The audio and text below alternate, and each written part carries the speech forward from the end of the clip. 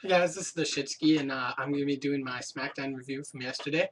Um, this week's SmackDown was pretty much. I actually liked it because there wasn't any pointless matches. Pretty much every match was there were almost every match was an elimination chamber qualifying match. So, like, they were all pretty interesting because they each had significance. So, other than the one non-title tag team match, but anyway, so we started SmackDown off with, wait for it.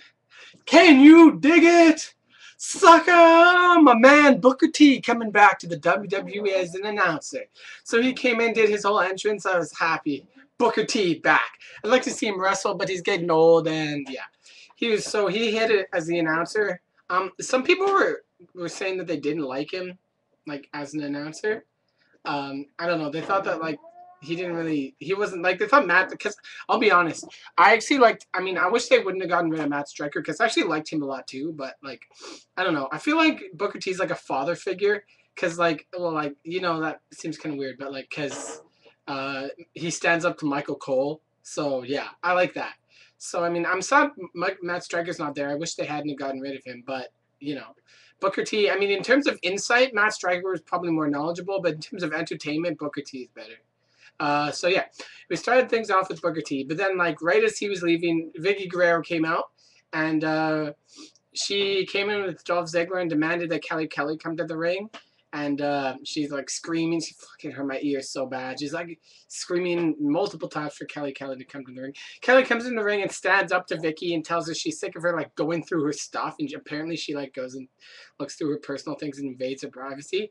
So then Dolph is like comes in and backs up Vicky, says she cost Dolph the World Heavyweight Championship, cost him his title, getting up in her face. So she flat hand bitch slaps Dolph Ziggler right in the face. Straight palm flat hand whip right across the face. Like bam! You could hear it.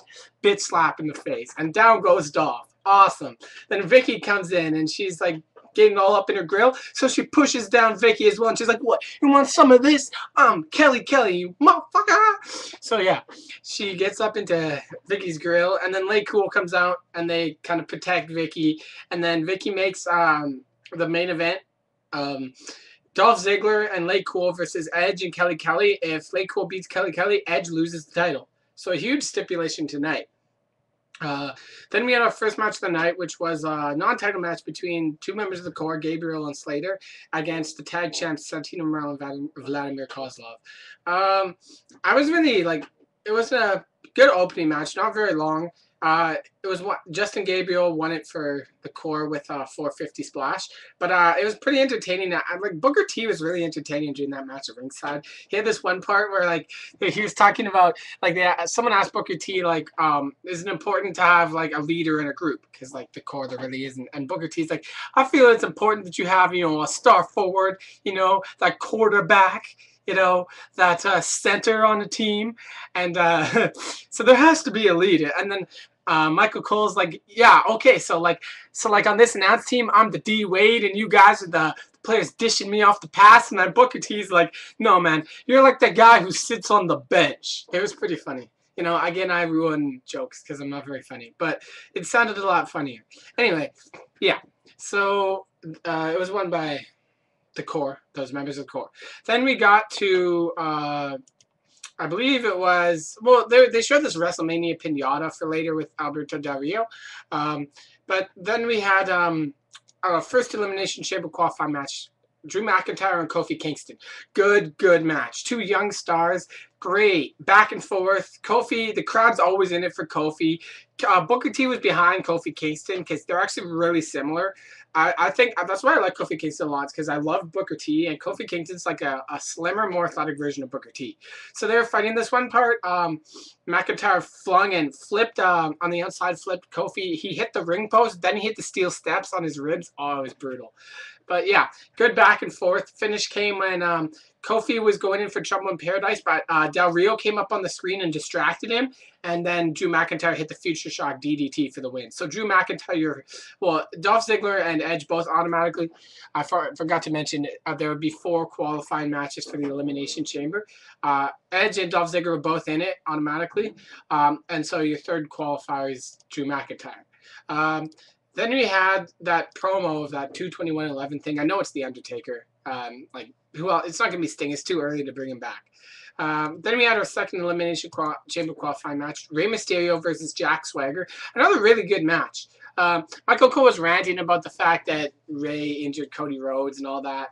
But yeah, good back and forth match. Another really good match between, finally, it's good they got Jack Swagger on the, it's good they got Jack Swagger in a match. You know, what I would have rather had is, like, I think there's 4 heels and only 2 faces in this match. The only 2 faces are Rey Mysterio and, Edge. I would have rather had, I would have had Jack Swagger versus Kofi Kingston and Rey Mysterio versus Drew McIntyre, and I would have had Kofi win. Like, I would have rather seen Kofi in that match. But anyway, yeah, good match. Finish came when Rey Mysterio hit Swagger in the head, like Swagger was going for him, and he rolled him up for the 3 count. Although, Mysterio was having, like, everyone knows he has knee problems, and it was affecting him in the match. And after the match, he was significantly hobbling on his knee. It's like management's gonna try and get him in less matches to rehab the knee because it's like really, really badly injured right now. So it was kind of obvious in the match he was hurt. But yeah, Rey Mysterio got the win, so he qualifies. Then there's a segment with Edge and Kelly Kelly where Edge like pretty much said he has absolutely no confidence in Kelly Kelly, and that yeah, she like got all mad at him. She's like, Drew, when you were the same, and I was like, wow. Like, this whole thing with Drew and then Edge, so dumb. But anyway, yeah, they had a chat. Then we had Alberto Del Rio's pinata celebration thing. So he comes out, Hornswoggle and Hornswoggle and Rosa Mendez are both in the ring. Rosa Mendez needs to be fired. She doesn't do anything. Yeah, so they have the pinata celebration. Del Rio taunts Hornswoggle because he tells him, you hit the pinata, you get candy. So he brings the pinata, but you know Hornswoggle's tiny, so he can't reach it because he's so short. So Del Rio puts down more. Hornswoggle can't reach it, but this funny part, Hornswoggle tries to hit the pinata. He goes up and instead of hitting the pinata, he nails Alberto Del Rio right where the sun don't shine, right in the genitals. Bam! Straight where the sun don't shine. Freaking hilarious. Alberto Del Rio sold that so bad. Like, he's on the ground for like 2 minutes. And then Hornswoggle is funny because Hornswoggle thought he hit the pinata. So he's looking for the candy, but it's not there because he didn't actually hit it. So then Del Rio spazzes, freaking nails Hornswoggle with a brutal kick to the head. He flies like halfway across the ring. So it's shit-kicking Hornswoggle. Then Kofi Kingston comes out and makes the save. So I don't know what's going on there, but they're kind of getting into a bit of something. So, he makes the save, but Del Rio leaves. But right as Rey's helping Hornswoggle, Del Rio comes back in the ring and hits him with a cross arm breaker. So Del Rio got the last laugh there. That was, I don't know what they're doing with that, but it would be cool. I'd like to see Kofi get a big push. Another chamber qualified match, Wade Barrett versus Big Show. Really short match, actually. Pretty much what happened is Big Show threw Barrett into the corner. Barrett hit the ref, so the ref's out cold. Big Show attacks, throws down Slater and Gabriel. But then again, Ezekiel Jackson comes in and hits the clothesline on the Big Show. And then Barrett finally gets this DDT for the win.